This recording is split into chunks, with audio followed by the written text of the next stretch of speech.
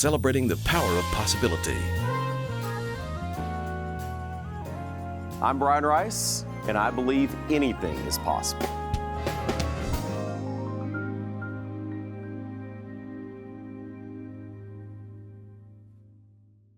This is Anything is Possible. I'm Halloran Hilton Hill. These are great stories about great people whose lives prove that anything is possible. And today I'm honored to have as our guest Brian Rice, the voice of the Lady Vols, co-host of the Eric Ainge Show. Thank you for being here today. It's an honor to be here. It's always an honor to talk to you, but especially in this setting. Thank you for being here, Brian. Take me back to the beginning of your journey. I know you through us working together at Cumulus, but where does your story start? I think it starts at Knoxville Catholic High School. I wanted to do PA, and they said, we need somebody to do PA. And it starts there because, I was surrounded by teachers, but coaches that also were, the NCAA, somebody's going to go pro in something other than sports. I think they identified that pretty quick. So Coach Chait and Coach Hutchins back in the day said, all right, well, your talents are used best in this way. And that kind of launched it because that put me in a position to say yes when opportunities came my way. Growing up in Knoxville, going to the school, broadcasting was an interest, but did you also play sports? Yeah, I played baseball and basketball and, with limited success, but I loved it and I love sports, and sports broadcasting is always something that I was interested in, but back then there aren't nearly as many opportunities. Today every high school is streaming every event that they have. Back then, if you weren't doing the one game a week on the radio that Mike Keith had back then, you weren't doing a game. And so that it's out there, but how do you get there? Yeah, and there are so many, there's one broadcast intern at UT at the time. Well, probably fourth or fifth on that list. So how do you take those next steps? And it was a matter throughout my life, every broadcasting opportunity I've had was some combination of right place and right time, and also they just didn't really have anybody else. So a great leap of faith and needing somebody at the right time. What is it that you loved and you love about sports? That every event is a final exam, and you're either prepared for it or you're not. Whether you're a player, a coach, a broadcaster, you can either do it or you can't. And I love that. I love that sink or swim part of life, that you're either prepared for the moment or you're not. And I love the preparation. I found out years after he passed away that John Ward once said that you have to love the preparation for a broadcast more than you love actually doing the broadcast. And it blew my mind because that's exactly what I've always thought about it. If I don't love doing the preparation, then the broadcast isn't going to be very good. And that's what I've loved about sports from the start is you have to love going to practice. You have to love looking at your game plan, because if you don't, the game isn't fun at all. So you're doing PA at Knoxville Catholic High School, and you decide you're going to do what?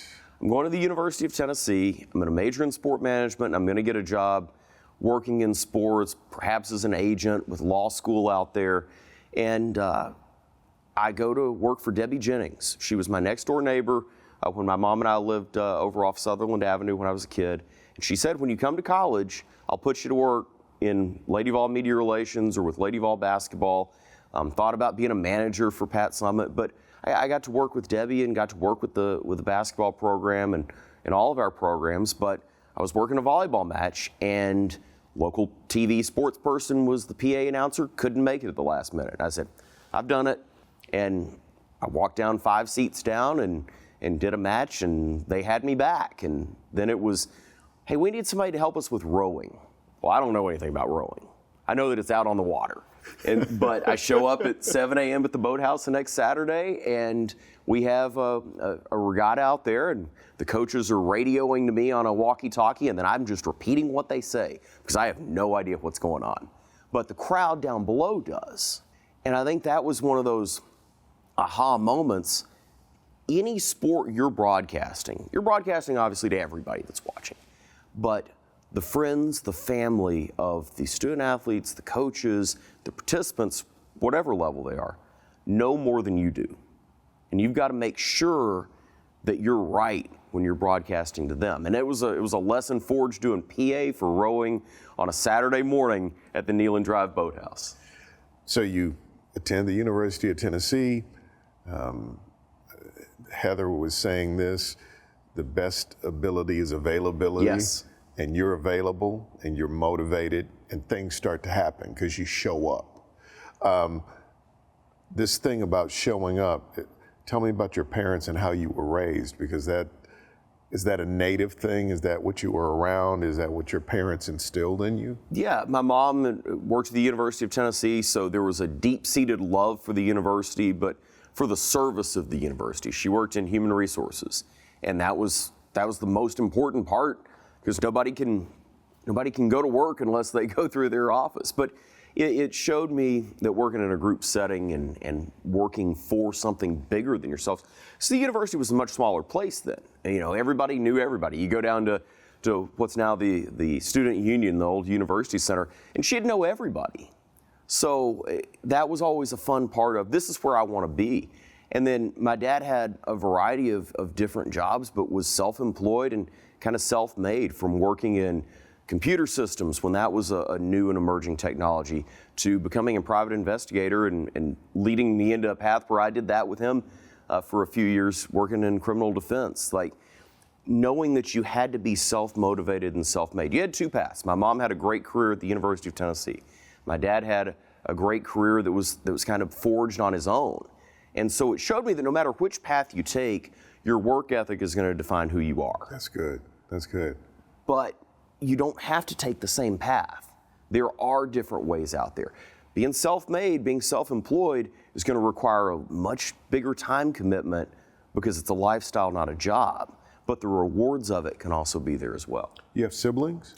I have two half-brothers with my dad and my stepmom, and they're much younger. So it was a great opportunity for me to learn about leading and mentoring that has helped me as a father later in life. So I have some basis of what it's like to there's a screaming infant there. But then on the other side, I had the upbringing of being the only child. So it was kind of the best of both worlds for me. Possibility powered by Covenant Health, Home Federal, and the Knoxville News Sentinel.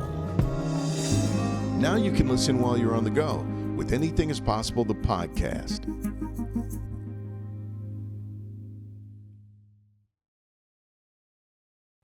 You're a private investigator?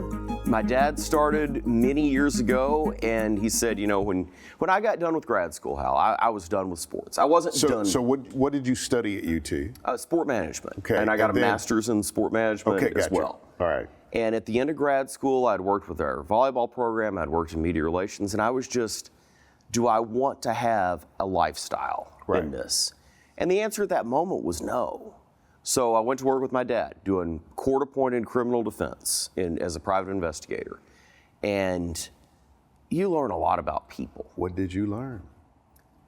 About people and people's upbringings, and how people are always trying to get, in some ways, people are trying to get away from where they are.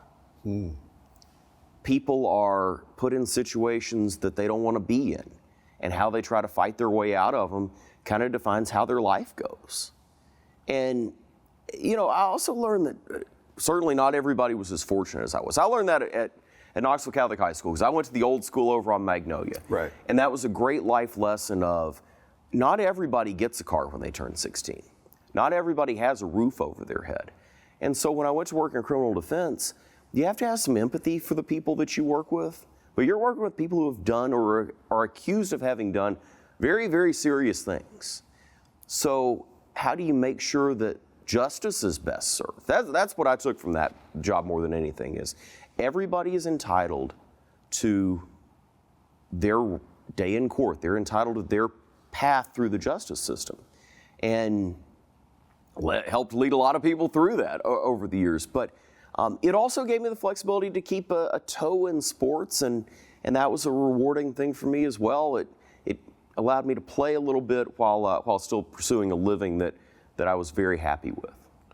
How do you find your way into radio? So over the years at UT, they start video streaming. You know, it's ubiquitous now. But CBS ran our website at the time, and they sent a bunch of their schools one camera and one laptop to power a video stream and said, good luck. You can put your radio broadcast of whatever sport over it, or you can get an announcer. Well, Rick Sterrett and Jeff Muir were the webmasters at UT at the time, and they said, we're going to do these softball games. Now, you've been the PA announcer at times at softball. You've been the official scorer. We know you like to do fake broadcasts in the press box. Come over here and just do it. And so that was my start of actually broadcasting games, was one microphone, one camera, no crowd mic, good luck. And it just continued to get bigger. You know, we did the whole SEC. Now the SEC tournament is one of ESPN's biggest non-basketball broadcasts of the year. Well, we did it with one camera and one laptop one year at the University of Tennessee. Were you excited about it? Extremely.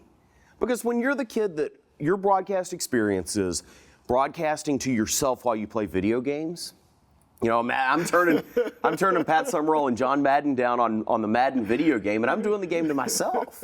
And that's all I've got. Right. Because that's the opportunity that I had. And so when they gave me the opportunity to broadcast a real sport to real people, it was incredible. And most people seemed to like it. There was a message board post that I actually printed out and framed, because it was talking about a rain delay, and we were given these periodic updates, and I said the clouds were getting brighter. I meant the sky was getting brighter, but you screw it up. We talk for a living. You screw a lot of things up and you hope people don't notice, because you say what you mean. But the message board post is, according to UT's very, very, very, very, very, very poor announcer, we should get started again pretty soon. So, you take the feedback and you laugh, but that was the first time I'd gotten feedback, but I embraced what I had. I embraced doing that, and that set me up to, Mickey Dearstone needed to take the weekend off when we hosted NCAA regionals. And it was, I don't know who else we have, so can you do it? I'd never been on the real radio before. I'd never had a producer talk in my ear, but went over there, did the game. After the game, Glenn Thaxton from the Vol Network calls and goes, well, can you come back tomorrow? And I did, and then I came back on Sunday, and then I ended up going all the way through the World Series that year. And a couple years later, Mickey says, I don't want to ride the bus anymore after doing all the basketball games. Why don't you just do the whole schedule? And so I did. I kind of made it mine a little bit, and that was where the broadcast career started. How did you end up partnering up with Eric Ainge? So our dear friend Jeff Jacoby was going through his cancer journey. Yeah. And our other dear friend Heather Harrington was about to have a baby. Right. My job at the University of Tennessee had ended. We had gotten some new leadership in our media relations office, and the job of in-house writer was not going to be a thing anymore. And I found that out right before Pat Summitt's memorial service. And before the memorial service, they have an event up at Pratt Pavilion for friends of the program. And so Mickey and I are up there talking, and he says, Heather's about to go on maternity leave.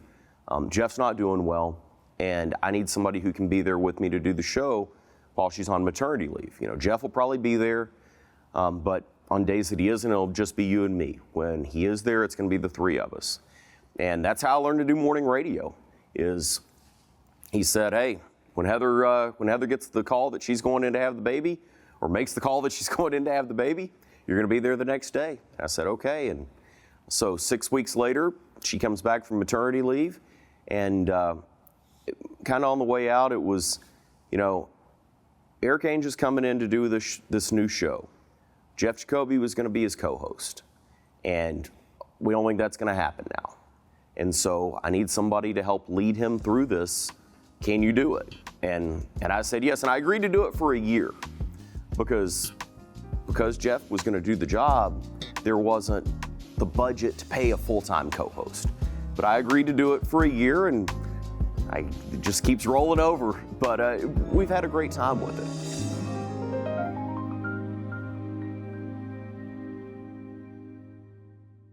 Now, take us with you with Anything is Possible, the podcast. Stream new episodes weekly wherever you get your podcasts. You sound good. Well, thank you. Like I listen to you, and I always come away when I hear you do what you do. I'm like, this guy is good. I tell Chris that all the time. But you're the voice of the Lady Vols. How'd that happen? You know, I did softball for 10 years, and I knew Mickey was thinking about not doing anymore. Look, the way we travel with basketball is incredibly cushy. It's a lot of fun, but it's a long season. Even traveling well, 3 a.m. getting back is still 3 a.m. getting back.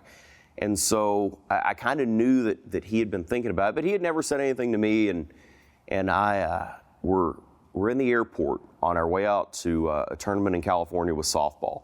And land, turn on my phone, and he's announced his retirement. And, you know, I think everybody at the network knew that I would want that job, but I didn't say anything. I just let it sit because it's his moment. And they don't need a broadcaster until the fall. So a few weeks went by, and from what I understand, some other people tried to leap, you know, on that. And I didn't.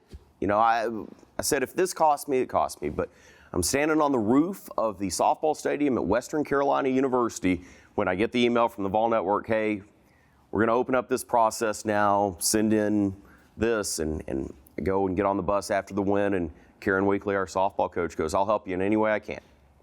But you have to promise to do as many softball games as you can if you get this job. I said, Karen, this is my family. I wouldn't leave it, but I appreciate your help.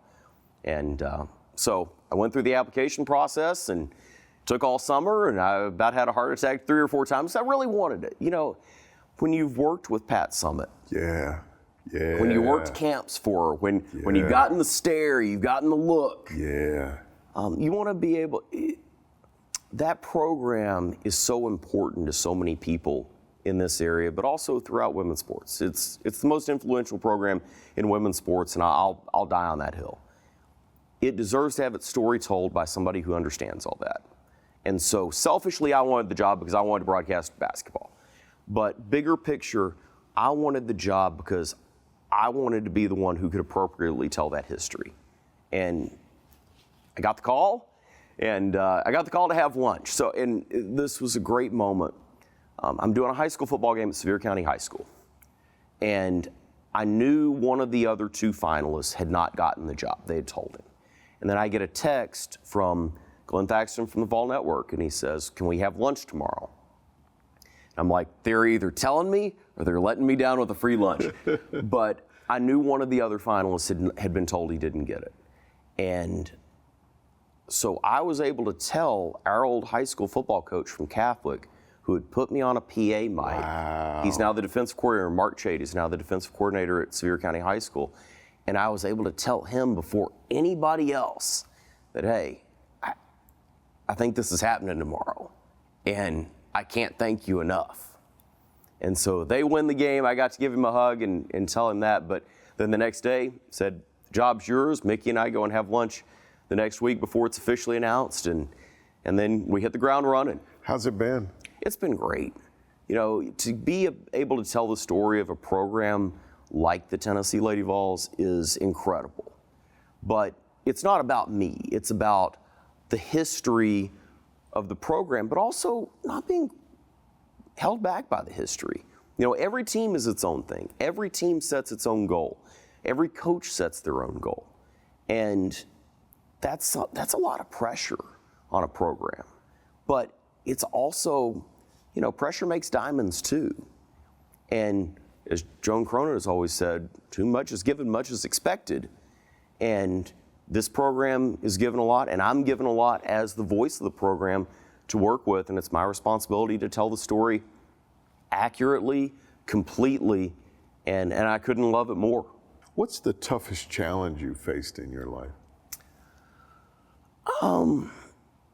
It's a tough question because I feel like I've been very fortunate in not having to fight the battles that a lot of people have had to. And so you get a little bit of guilt from that, right? You know, you see people struggle. Why do you think that is? My parents set me up for success. They gave me the academic opportunities throughout the years. They've given me the opportunities to follow whatever career path I want. You know, I wasn't burdened by, you know, thousands of dollars of student debt. So I could take chances. And I could pursue, I could follow a softball team around every spring because I had a job that was flexible enough to do that. And that put me in a position to have job 3, 4, 5. Not everybody has that opportunity. And I couldn't be more thankful for that. But, there's a little bit of that, I don't know, you call it survivor's guilt, that you don't have to fight some battles, but that also means that I owe them and I owe everybody that's been an influence in my life to do the best that I can because of that. Tell me about your family. My wife, Kelly, is from Rockwood, Tennessee, and we have 2 young children, Cooper and Parker. And how old are they? Parker just turned 7 months, and Cooper's 4. Wow. And you want to see something wild is watching a kid grow up. Like, I realize a lot of people watching this are going to go, oh, I know because I've got it. But watching kids day by day learn things and figure things out, you're trying to guide them on their way, but the best learning is to figure it out yourself a lot of times. And watching the ability of somebody who's 4 or 3 or 2 before that figure out those little things, it's remarkable. What's the best advice you've gotten for creating possibility? Invest in what you're doing. If you're always invested, I talked about being prepared. Yeah, I love preparation. You have to. We do a show every day, okay? A lot of people think that they can do what we do, and a lot of people can. But a lot of people will prepare for a 4-hour show and their prep is done after that second commercial break. That light's still coming on for 3.5 more hours. So you can't prepare enough for anything in life. But you can prepare as much as you can. You put yourself and your family in the best position to take it forward. And that's a lot. Then you're responsible for what happens next. I love it. I love it. You're a true pro. We're proud of you.